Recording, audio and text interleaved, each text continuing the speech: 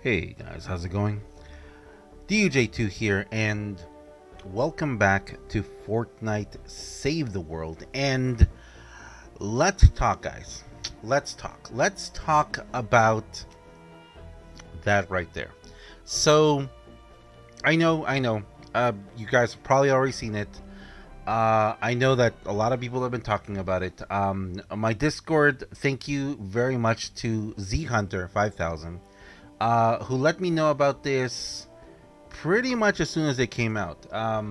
Like in the morning, way in the morning yesterday. Thank you for letting me know. And when I first saw it, when he first told me about it, you know what, I came over, I made a video about it, talking about it.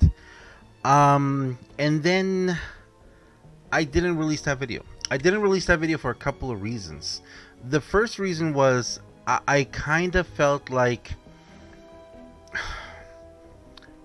my initial reaction was cool skins, and then I got to thinking a little bit more about it. I got to thinking about what that means for Save the World, what that means for us in our game, and more importantly, why this change would, or why this mechanic is going to be introduced into the game. So for those of you who don't know, let me just sum it up. On Reddit, someone asked why a certain emote didn't work, even though they have purchased it, because you know what? All emotes should work, right? And then an epic senior gameplay programmer, okay? Someone who is directly affecting what happens in our games. Someone who directly will be someone who will make changes in the game, which is why this carries so much weight. And do I think that they messed up? No, I don't. We already knew the locker was coming. We already knew that, you know, they were going to implement more and more stuff. And we'll get into a second why I think that's going to happen. But they said, thanks for reporting this. I'll make sure a bug gets added to handle that. Unfortunately, that emote only works to that outfit, so since we don't have outfits in Save the World yet, it doesn't work and shouldn't be in the emote wheel. Once you're able to equip outfits in Save the World, the emote should in fact come with it. So that was the thing. Outfits, skins are coming to Save the World. Speaking of, thank you very much, all of you guys using my creator code. Creator code DUJ2 right there. You guys are awesome. All of you who are purchasing the battle pass and buying emotes and something, and all of you who are sending me emotes too. Thank you very much. You guys are wonderful. I really appreciate it. Thank you very much. Thank you for supporting me. It really helps me out. So there's an emote that if you purchased it, someone was like, hey, why can't I use it? And they asked on Reddit, hey, why can't I use it? And this person, this senior gameplay programmer, explained why. In the process, they told us that skins, outfits will be coming to Save the World eventually.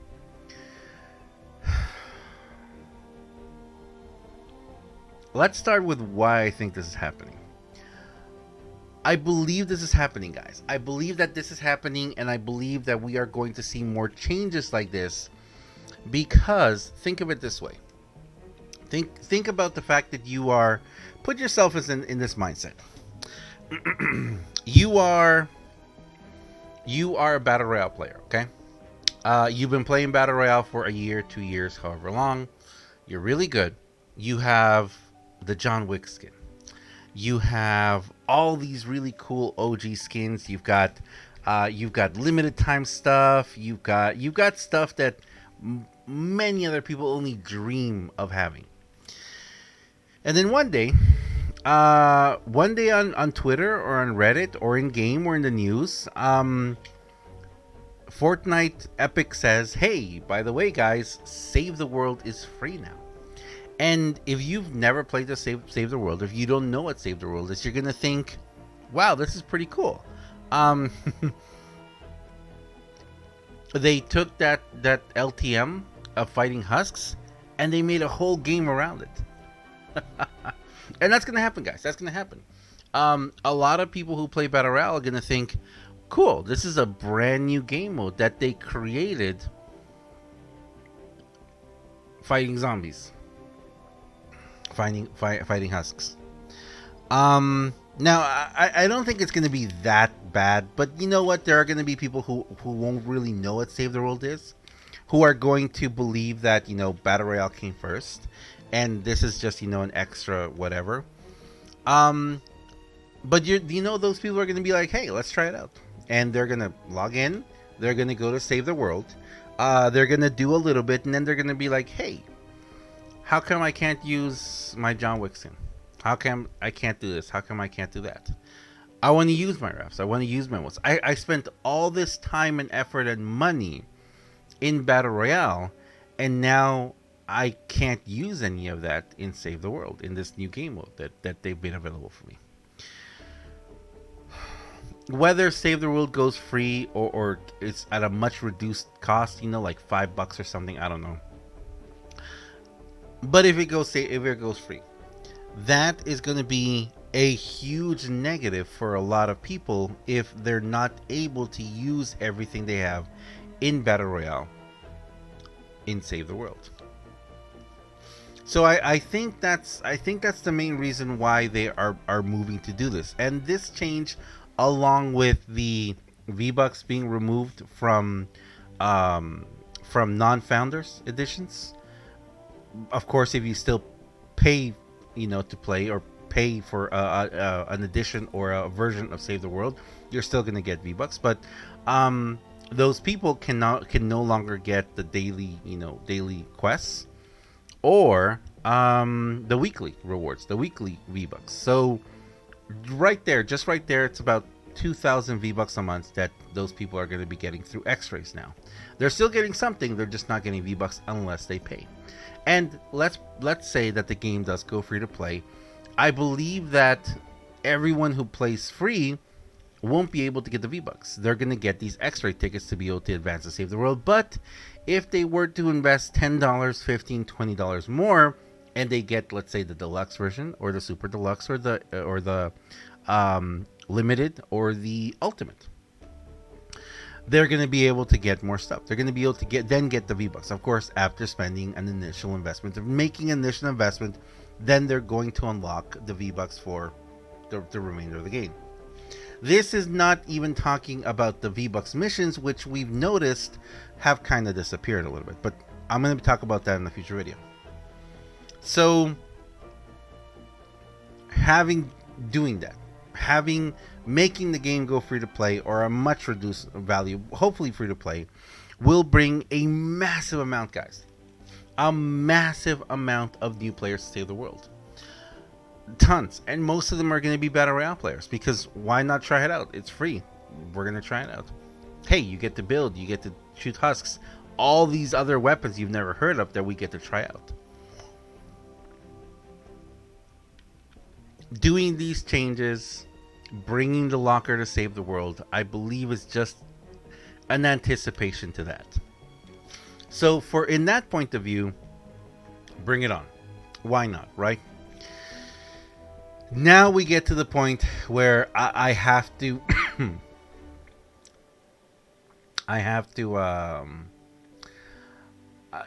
I'm not going to say this is a rant per se, but the part that I don't like about this. And the part that I don't like about this is if Epic Games is going to start adjusting Save the World so much that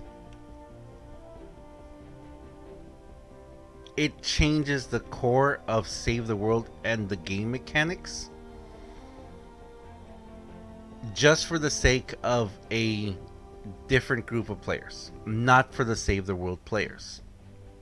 Also, I honestly do feel that there are three major issues that need to be addressed before the game goes free to play, if it goes free to play. And if they're not addressing those issues, if they're not working on them, but they're working this hard on getting skins in Save the World, I also think that that's a problem. Having said that, I don't want to see this go away. I don't want to see the hero loadout system go away. I believe that if I can choose my main hero, that's great. That's great. But a lot of times, if I go into a mission with someone and I see someone with, let's say, the Dragon Scourge setup, I kind of know what Dragon Scourge can do. I see someone with the Cyberclops as their main commander. I know that they're going very heavy either with the Teddy or they're going very heavy with the energy weapons. I see someone in a Archaeologist outfit. I know that they're there for the farming.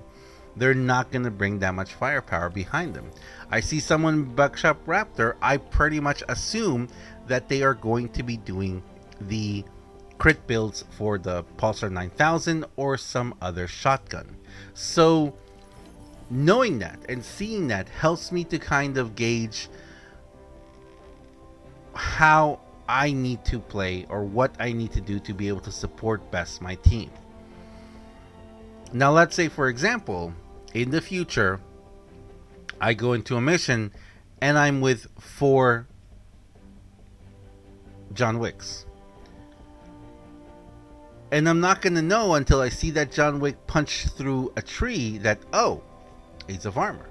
You know, it's a farmer setup, but they want to use a John Wick skin. Or until I see them throw down a Teddy. And I'm like, okay, I get it. It's John Wick, but they're an Outlander. You know, they're Teddy based. Etc. etc. Or I see them pull up a sword and start slashing their way through. And I'm like, hey, it's a Paleo Luna setup, but, you know, John Wick skin.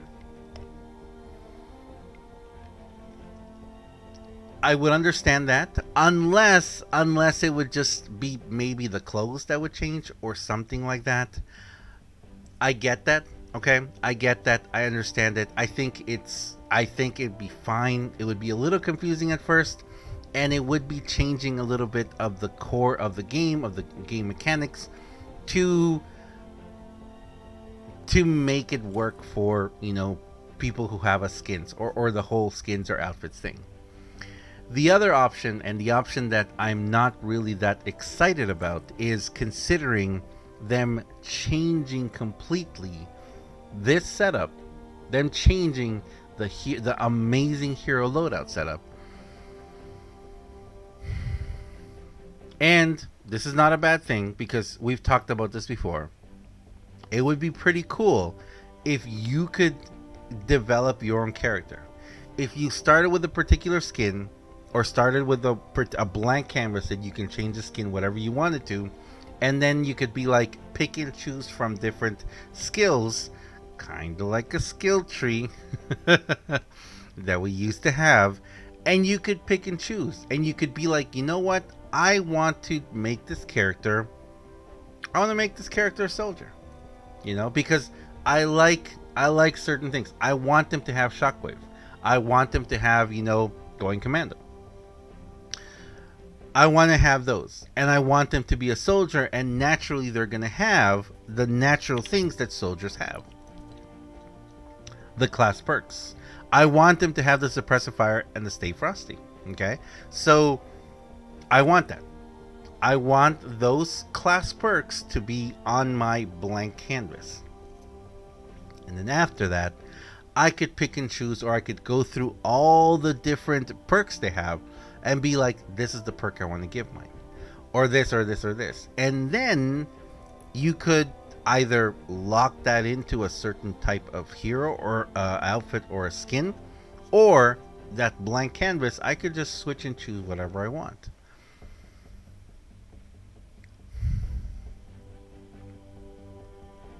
That would add a pretty cool layer of customizability to the game. I think it would kind of keep the core of what you wanted the game, but it would also I feel remove a lot of what makes the game fun right now. Finding those heroes, searching for those heroes, trying to get the perfect hero setup and everything, and sometimes you may not be 100% happy with the main commander you have, but it's understandable. If I could choose any skin to put on this commander, on this hero, or if I had a specific favorite hero that I would love to go back to my Ninja Lotus. Lotus Ninja. I loved him. He's my first one that I started with. I'd love to be with him. There's so many different skins that I love. And would I like to have them as my main commander all the time, even though my setup is completely different? Yeah. I think that would be cool. I'm just afraid that, I'll say it again, I'm just afraid that they are going to modify and change the core mechanics of the game to appease or appeal to a new community that's coming in to play the game, disregarding the current community that's there. So that's what I'm afraid of. And I hope that doesn't happen. And if they are making all these changes because they are looking to take the game to free to play, you go. That's awesome. The locker, awesome thing. I love it. Give us a store that we can buy stuff in Save the World so I don't have to go all the way to Battle Royale. I'd like to stay in Save the World. And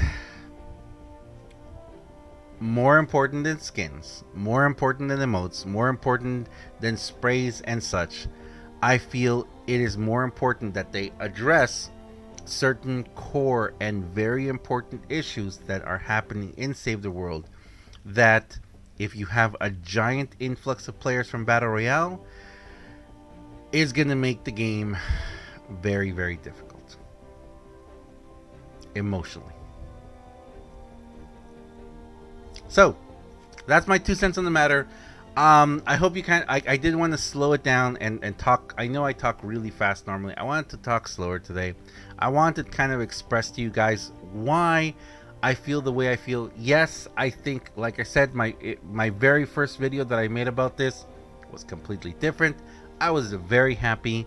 I thought this is going to be awesome. I'd love to have these different skins. I'd love to look different.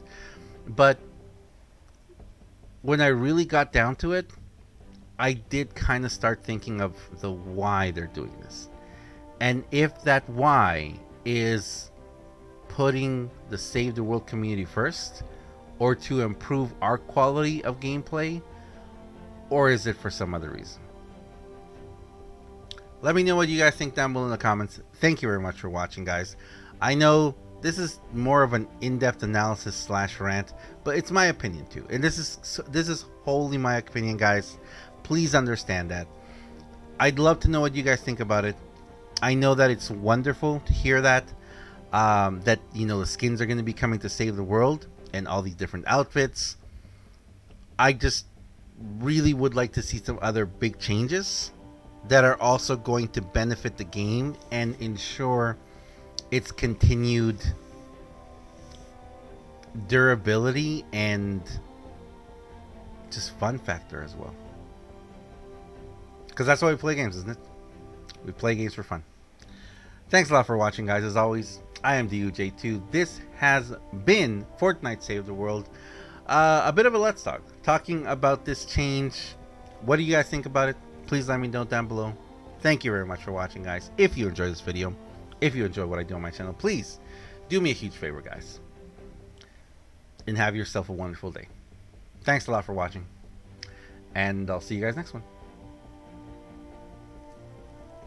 See ya.